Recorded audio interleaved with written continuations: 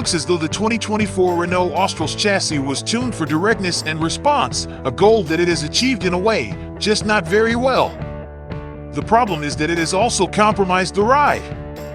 On the 20 inches wheels of our test car at least, the Austral harshly bump thumps its way across broken surfaces. A soft riding car in the best French tradition, this is not. The 2024 Renault Austral replaces the Qashqai and is just as visually different from its predecessor as it is mechanically. It's 52 mm longer and 7 mm wider and adopts the new family look introduced by the Megane EV, with crisper lines, C-shaped headlights, and large wheels. Higher speeds suit it better. Bigger bumps on B roads don't phase it excessively, and the wooden secondary ride is less of an issue on the motorway. Our test equipment recorded 68 dBA at 70 miles per hour, which puts it on a par with rivals for acoustic refinement.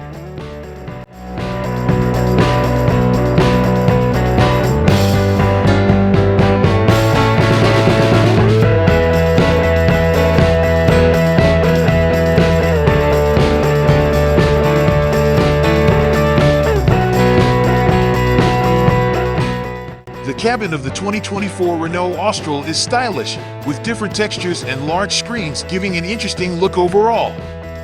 Materials include leather for the square-like steering wheel, fabric upholstery for the seating. Both Alpine trimmed versions get a specific seat covering, and piano black trim in the center console. That plastic does get smudged and scratched very easily though, and you'll definitely find scratchy plastics around your legs.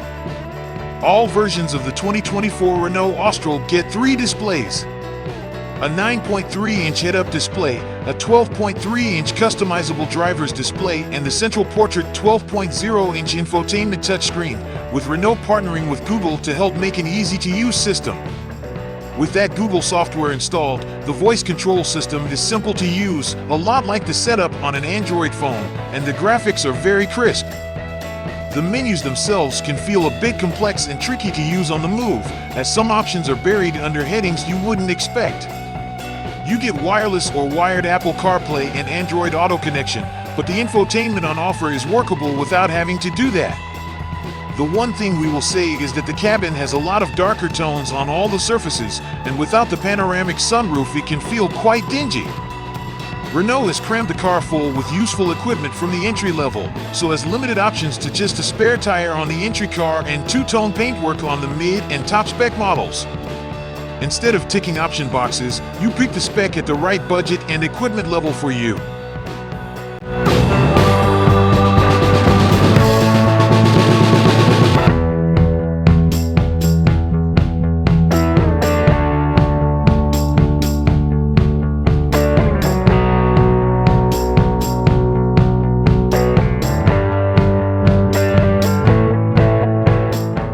Due to the unique way Renault's E-Tech hybrid system operates, the Austral is one of the stranger cars to do standing start sprints in. Because there is no clutch or torque converter to slip, the car always needs to set off on the electric motor, with the engine in neutral. Given that the electric motor has only 67 brake horsepower to get 1,696 kilograms of SUV moving, the 2024 Renault Austral gets off to a slightly slow start. By about 12 miles per hour, the engine can spin fast enough to be able to idle, so from then on it can help with motive power. Until about 45 miles per hour, when it needs to perform a gear change. Because the gearbox is unsynchronized and the integrated starter generator needs to carefully adjust the engine revs to shift, this takes about half a second, during which time the electric motor again needs to do everything, and the acceleration tails off noticeably. The car then accelerates smartly again until about 75 miles per hour, when another gear change is needed and you feel about 1.5 seconds of noticeably diminished acceleration. It appears to shift into top gear at 108 miles per hour. One of the gears is skipped under maximum acceleration, when the car actually slows slightly because the electric motor can't maintain this speed by itself. It then starts accelerating again briefly until it hits its limiter at 111 miles per hour. It's all slightly odd, but the good news is that in normal driving you're generally unaware of the black magic going on in this drivetrain. So long as you're not flat out, the motor has enough power to fill in the gaps during the engine's gear changes, making them smooth to undetectable. The engine is also impressively refined, and only under hard acceleration can you make out some 3-cylinder thrum.